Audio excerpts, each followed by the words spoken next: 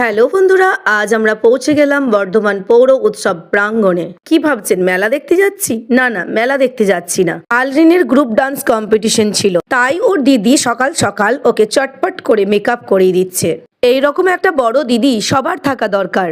আমি চুল বাঁধতে গিয়ে দেখলাম ওর বারবিগুলো অনেকটাই বেড়ে গেছে, চোখের ওপর দিয়ে চলে যাচ্ছে, তাই আমি একটু কাটিং করেও দিলাম। মেকআপ আর্টিস্টের সাথে সাথে সেলুন কেমন হচ্ছে বলুন? ওয়াও, এটা তো খুব সুন্দর একটা ছড়া হয়ে গেল। তা বলে মেকআপ করতে বসে হেয়ার কাটিং? আপনাদেরও কি এরকম হয়েছে? অবশ্যই জানাবেন। এবার আলরিনকে কেমন লাগছে দেখে বলুন। ওয়াও, জাস্ট চুমু, সো কিউট।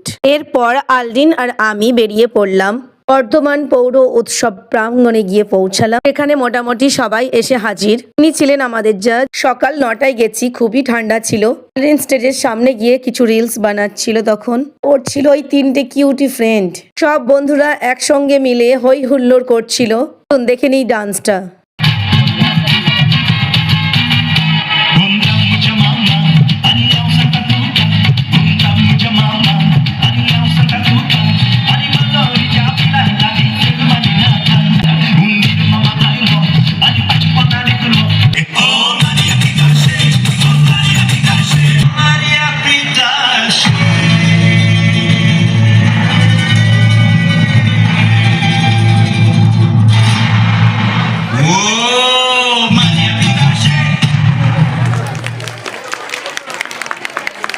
এরপর সব বাচ্চাদের একসাথে করে কিছু ফটো সেশন হলো।